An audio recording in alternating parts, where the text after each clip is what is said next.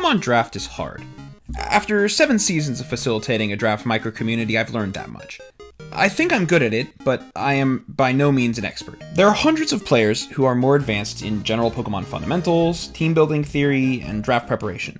These people are consistent, they bring the highest quality of builds, play streamlined, effective games, and have powerful threats that in theory should prove incredibly difficult roadblocks to overcome. So how is it that I am able to square off against the upper echelon of my draft community while knowing and definitively being worse than them? Cheese! Pure, unadulterated cheesing. Your team is about to get shimon by an unstoppable Tornadus Therian with full coverage and moves to crush your only special wall? Cheese it on the first turn of the game with the juiciest bait alive and turn its greed against it. Hisuian Arcanine smashing everything because it's too fast and strong? Throw a scarf on your slower Saluna and cheese him, too. I don't care how good your opponent is, or how good you think they are, you can and will be able to beat them if you can just find that one thing that catches them off. That one little chip in their armor that blows the whole case wide open. Hyper niche sets dedicated to 1 or 2 exact things outside of breaking that punish specific brings from your opponent. One mon you know for sure is coming in the matchup, or if you know your opponent well enough, even a set that plays to their tendencies. You, no matter how doomed the matchup seems, have a chance so long as you're able to find that one tiny cheese that will propel you to victory at the final hurdle. Unless, of course, the player you're playing against is both good and a cheeser. Noah, coach of the Shanghai Superiors, has been in our draft since its 2nd season, where he came second to fucking Max, of course, our best player. He would get his own crown the immediate following season with the powerful Meow Petront team defeating Max in the finals. He is, to date, the only player who would ever take a title match from Max. Noah is an intelligent player who creates some of the EPL's best sets. Hyper-calculated and optimized spreads, perfect coverage, and beautiful packs of 6 Pokemon that are usually prepared for grueling, optimal play games. And then there's just shit like this. This is a Grafaiai. You might not be familiar with this Pokemon in the context of draft, and I wouldn't blame you if you weren't. Grafaiai is a poison normal type with no super impressive stats aside from a decent attack and an above average speed tier. It's typically anywhere between 4 to 6 points on our draft boards. It has some good supportive moves and Prankster, alongside some random unburdened sweep options, but typically Grafaiai is weak, not a particularly dominating offensive force in the draft metasphere when you have Pokemon like Iron Valiant and Dragapult zooming about. But if your opponent happens to have an Ursaluna Blood Moon and no respectful ghost type, you can kind of just blow their entire team up, I guess? In week 5 of season 5, Noah was pitted against Dylan, not me, Dylan, coach of the Toronto Typhlosions. His only ghost Pokemon was Golurk, but other than that, he had a pretty decent balanced draft. Noah was in a bit of a slump this season. He wouldn't even make it to playoffs, actually. It's a huge rarity for him. But just because he was out of it a little didn't mean he still didn't have, quote, that dog in him. Faced up against fast threats like Terra-Flying Raikou, Azelf, Scarf, Porygon Z, and Cinderace alongside slow, bulky offense in Ursaluna Bloodmoon, Azumarill, and Dragalge, Noah was in a pickle on the prep board, with his fastest Pokemon being the frail Rabombi and his Landorus Incarnate. Ursaluna Bloodmoon would prove especially difficult to conquer, as its powerful stab, normal Blood Moon, would be enough to destroy anything in its path with Mind's Eye. Noah's only defensive checks to the move, Registeel and Metagross, would be annihilated by Earth Power, too. But instead of building to defend against the Ursaluna, what if we played into it? Noah's plan was simple. The only thing keeping Blood Moon in check was its inability to be used twice in a row. So what if you could use it over and over again on repeat? Noah's first and only meaningful move on Grafaiai this week was Copycat. It paired perfectly with its choice specs item. But, I hear you say, dear viewer, Copycat isn't an attacking move. It has no merit. What are you gonna copy Blood Moon? Wanna just waste a turn? He's choice specs, he's gonna hit himself, you struggle. A dark type destroys this strategy. A ghost type destroys this strategy. This is terrible design for— Hush! Child. Dylan had no dark type Pokemon on his draft. His only ghost type was Golurk, who is notably a little weaker in draft, and by some miracle of God, Copycat is the ultimate cheese, bypassing Blood Moon's most sacred rule. Copycat doesn't check to see if the conditions of the move it used before needed to be fulfilled. it bypasses recharge turns, and Blood Moon definitely has a recharge turn. The choice specs Stab Normal, base 140 move, would be able to be used over and over and over again, with priority. All he had to do was sack him onto Blood Moon, come in, copycat, and start blasting. The match started off with Scarf Zarude into Scarf Staraptor, a favorable matchup for Dylan even after the knockoff removed his Scarf. He forced Noah to tear his Zarude and got a ton of meaningful damage onto it before Staraptor fainted. This would be integral to his strategy of moving forward with Ursa as a primary offense point, since Zarude would be stopping it. But Dylan didn't bring Golurk. Why would he need to? He didn't think it would be useful into Pokemon like Volcanion or Zarude. In the first place, it wouldn't make sense to bring Golurk. Dylan brings in Ursaluna and clicks what in theory should always be a safe Blood Moon. Nothing on Noah's team wants to take this, and he happens to be the Life Orb item, meaning he can pivot to Earth Power after a Metagross switch in. His plan is foolproof, but Noah is no fool. He lets Zarude go to a Blood Moon after knocking one more time, and in comes Grafai. What happens next is exactly what you think is going to happen. Copycat, Blood Moon, Ursa faints. Copycat, Blood Moon, Azelf faints. Copycat, Blood Moon, Cinderace faints. He brings in Azumarill and just barely lives, but at this point the damage is done. He had no idea that Azumarill was going to be able to take this. Had he gone into Azu a little earlier, he might have been able to correct this game, but Grafai threw him for a loop. And when things are going wrong in a Pokemon draft match, it's not always easy to see things clearly. Gouging Fire steps in, and despite taking a ton of damage from a Banded Liquidation, the game is over on the spot. The dance is more than enough to ensure that he's faster than Raikou, and Gouging cleans up from there. Obscure move synergies aren't the only way Noah is found to throw his opponents off their game. In Season 3, Noah was faced off against a newcomer, Alex, and his Florida Bulldors. Alex had a rather unique lineup of Pokemon, but despite that, he made it pretty clear he wasn't slouching when he beat JP earlier in the season. And although it was JP's first season as well, we know just how capable of a player he truly is in hindsight. At this point in the season, Noah was 6-0 and locked for playoffs, but he wanted to close out a perfect season. Alex's team, despite not having any Pokemon over 16 points, would actually have a pretty solid matchup into Noah's draft. Pokemon like Snorlax and Annihilate were incredibly bulky and able to snowball themselves quite quickly, while comfortably defending and having coverage for some of Noah's biggest threats. Necrozma, Iron Moth, and Meow, despite all being incredibly strong, would also be incredibly susceptible to Alex's unique lineup, and Salamence, one of Noah's star sweepers, would be matched band for band against a Dragon Dance Flygon, which coincidentally would also sweep Noah's entire draft. Noah had a Pecharunt on the team, but Flygon could also Terra Steel, making it practically invincible to the best physical wall Noah had available. It certainly didn't help that Annihilate was hanging around, ready to pounce at any moment on it, too. If it wasn't strengthened from the Rage Fist hits, it certainly would be from Bulk Up, as would Zarude, another strong member of Alex's roster. Everywhere he turned, Noah found some powerful setup option that would break through his walls and outspeed his setup options if they were placed properly. And that's when Noah's wheels started spinning again. In Pokemon, hard switching into a setup Pokemon without Encore or Unaware is usually a death sentence, while going into a better defensive piece, if it isn't a premier wall, it'll likely go up in flames, let alone a physical sweeper like Salamence coming in on a setup move. If you're Alex and your opponent switches in a Salamence to your Flygon while you Dragon Dance, you are cheering and dancing over the colossal misplay your opponent just performed in order to punt their chances at victory. If you're Noah, it was never a misplay in the first place.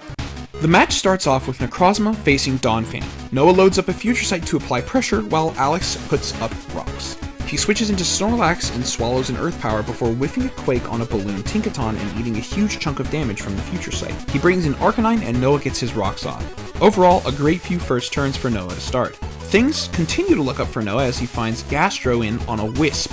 He's primed to take full advantage of the situation until Alex reveals some trickery of his own. A Power Herb Solar Beam wipes Gastro off the planet. For the first time in a long time, Noah finds himself on the back foot, but he doesn't panic. He knows exactly what to do from here. He goes into Necrozma, seeking to lure the Flygon out by feigning another Earth Power, and Flygon comes in. Still, with nothing to hit the Flygon, Necrozma is a sitting duck, and this is a great opportunity for Alex to get a Dragon Dance off and sweep through Noah's team. Enter Salamence. Intimidate lowers Flygon's attack. Flygon's dance only results in a speed boost for him, but for Noah, it results in a full dance. Noah's Salamence was holding the Mirror Herb item, an item that activates when an opposing Pokemon uses a stat-boosting move. It copies that boost. Alex clicks Terra Steel to try and at least tank an incoming Dragon move, but Noah calls that out as well. He clicks Temper Flare, turning the tables on Alex entirely. His Dragon Dance would lead to his demise. Alex wisely brings Arcanine back in, firing off an Intimidate of his own, but it's still not enough to survive the Earthquake. He had those special attack EVs to kill the Gastrodon after all. Arcanine goes down and Alex brings in Donphan, but without Ice Shard, all Alex can do is watch and clear the rocks as Salamence outrages twice into the elephant, destroying it as well.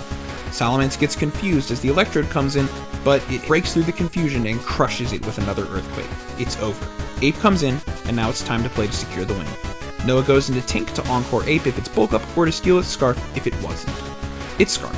Noah steals the Scarf on a Rage Fist and then proceeds to use Ape's own Scarf against it, clicking Play Rough twice. Snorlax comes in and manages to get a rest off, and while Sleep Talk Facade is strong, it's not as strong as Salamence Outrage plus Low Kick from Meow. Noah cleans up with a comfortable 4-0 win to get his first perfect season. Noah, at this point, has proven he's able to make a little magic happen with good Pokemon and some mid-tier support mons in unique situations against players who, respectfully to them, are a little worse than Noah. Noah is easily in the top 3 players of our draft, right behind Max, of course.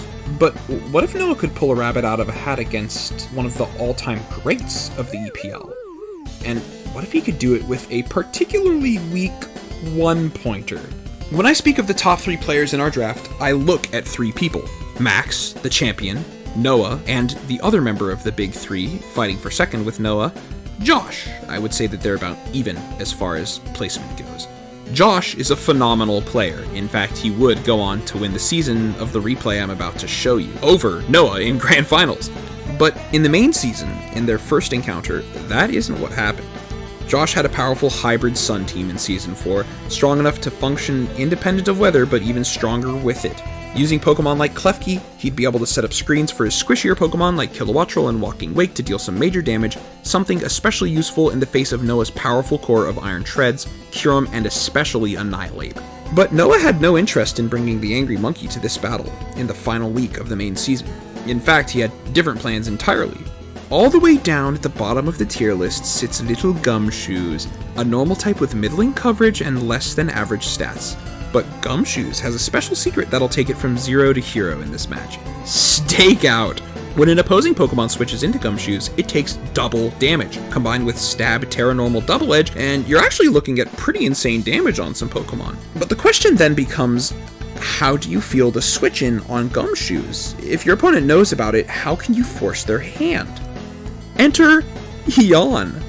In order to prevent their Pokemon from falling asleep, the opposing player has to switch out to dodge Yawn.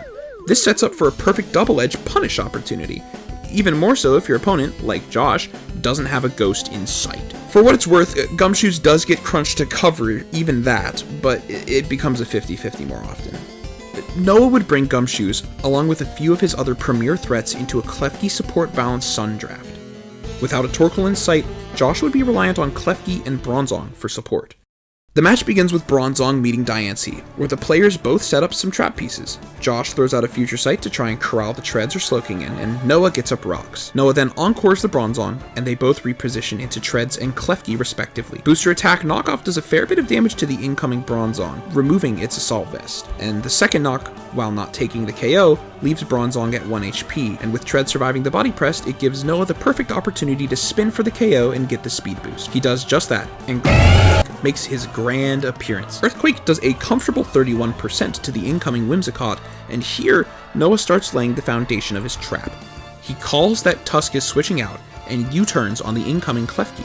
He brings in Gumshoes and clicks Yawn as the Klefki sets up a Reflect. Josh, not wanting to fall asleep, switches into Tusk, and through the screen, defensive Tusk takes 43% from a Stakeout Terra Normal Double Edge, an obscene amount of damage. It's not like full defense, but it was like HP, speed, invest. It was bulky, which Josh was a bulky Tusk. If Reflect wasn't up, this Tusk is on death's door here. That being said, Gumshoes is in a pickle here as well. Tusk is breathing down its neck, ready to click Close Combat. But both players know this. Slowking can just come in and wall that close combat comfortably, So Josh does the sensible thing. He clicks Earthquake. The threat of Gumshoe's stakeout is over. And even if Earthquake doesn't OHKO, there's nothing Gumshoes can realistically do to a Tusk, let alone to something behind a screen. So Josh makes the correct play, and he clicks Earthquake.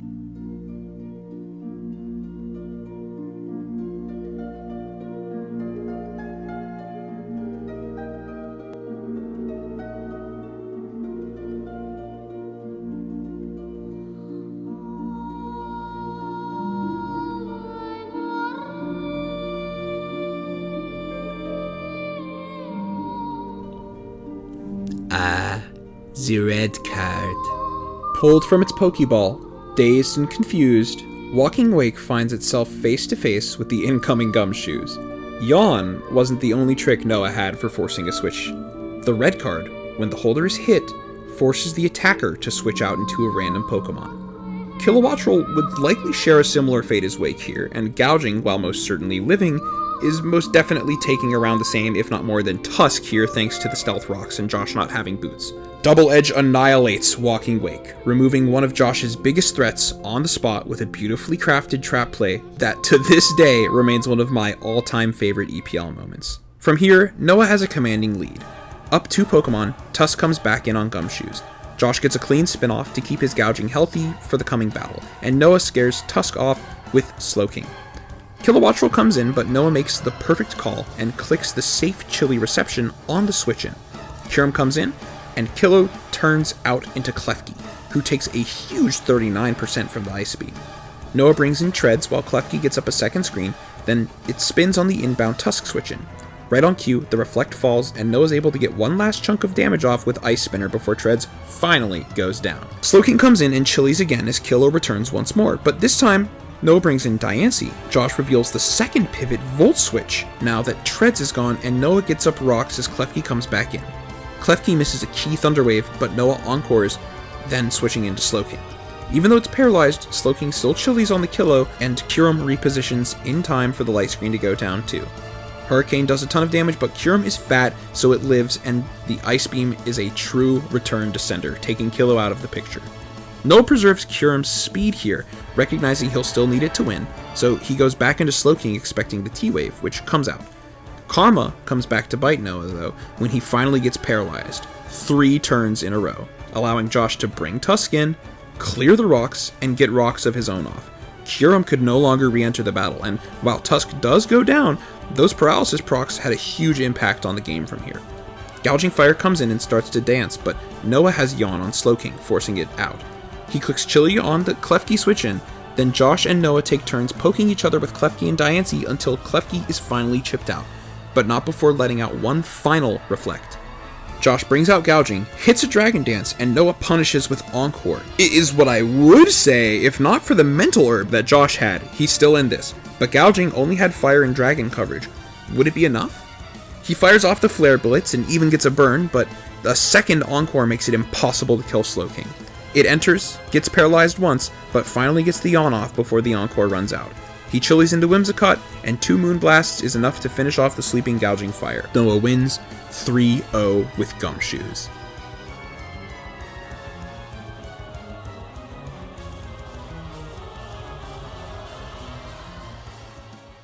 From good to great opponents, Noah conquered all of them with his crafty builds and perfect trap placement.